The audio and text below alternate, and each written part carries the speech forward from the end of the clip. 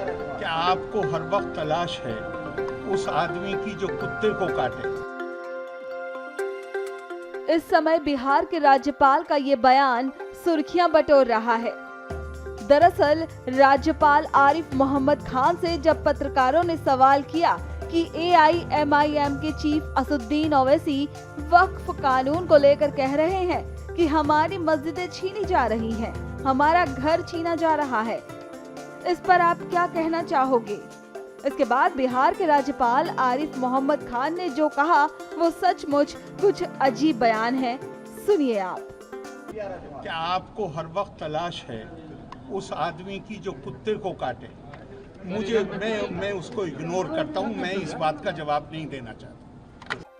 आपको बता दें कि AIMIM चीफ वक्फ संशोधन कानून के मुखर विरोधी रहे हैं, यहाँ तक कि वो इस कानून को सुप्रीम कोर्ट में चैलेंज करने वाले पिटिशनरों में भी शामिल हैं। वक्फ कानून को लेकर उनका किस तरह का स्टैंड रहा है, चलिए सुनाते हैं। हमारी पार्टी का और all India Muslim personal law board का ये स्टैंड रहा है कि ये पूरा कानून काला कानून है, ये अनकॉन्स्टिट्यूशनल है। इसलिए अनकॉन्स्टिट्यूशनल है ये कि फंडामेंटल राइट्स को वायलेट करता है, चाहे आर्टिकल 14 हो, 15 हो, 25 और 26 और 29 हो। तो ये जो इंटरिम ऑर्डर है, इससे हटकर हम इसको कॉशियसली देखते हैं। क्यों देखते हैं? क्योंकि इसमें करीब 45-48 अमेंडमेंट्स हैं। एक अमेंडमेंट ऐसा है कि अभी जब हम बात कर रहे हैं, लिमिटेशन एक्ट अप्लाई हो रहा है, तो जितने लोग लैंड ग्रैबर्स हैं या एंक्रोचर्स हैं वो मालिक बन रहे हैं। और फिर वक्फ इवैक्यू प्रॉपर्टीज जो है वो खासतौर से देश में पूरी जगह पर और पंजाब हरियाणा में बहुत है, वो अब गवर्नमेंट कस्टोडियन में चले आएंगे, तो वक्फ बोर्ड से हम उसको लूज कर रहे हैं। तीसरा यह है कि सेक्शन 2 में जो ट्रस्ट एक्ट है, जो सुप्रीम कोर्ट ने जजमेंट में कहा था कि वो वक्फ की प्रॉपर्टी है, गवर्नमेंट ने सेक्शन 2 के जरिए पूरे ट्रस्ट को निकाल दिया वक्फ से। और इसका पहला फायदा होगा देश के सबसे बड़े दौलतमंद आदमी को, जिसने खोजा ऑर्फनेज पर अपना घर तामीर किया था, जिसका केस अभी सुप्रीम कोर्ट से है, तो सेक्शन 2 से उसको फायदा होगा।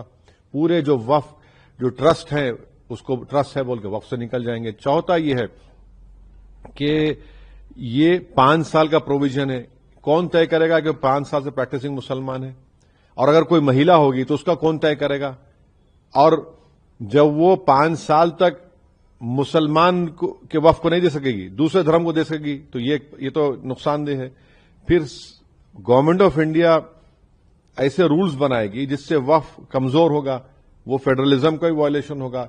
कलेक्टर आज भी किसी मुतवल्ली को ऑर्डर दे सकता है कि भैया आप इस तरह का काम करो जो उस मुतवल्ली और उसके वाकिफ के खिलाफ होगा। अगर नहीं सुनेगा तो जेल को जाएगा।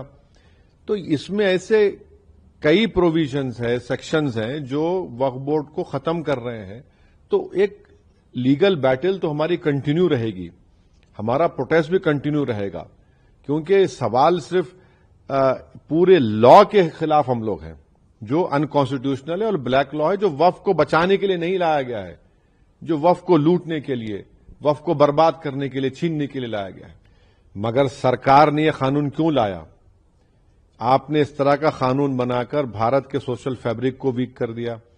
आपने इस तरह का कानून बनाकर भारत की जनता को पैगाम दिया कि हिंदू धर्म के एंडोमेंट बोर्ड, बौद्ध धर्म के, जैन धर्म के, सिखों के गुरुद्वारा प्रबंधक कमेटी के लिए एक कानून होगा और मुसलमानों के लिए अलग कानून होगा।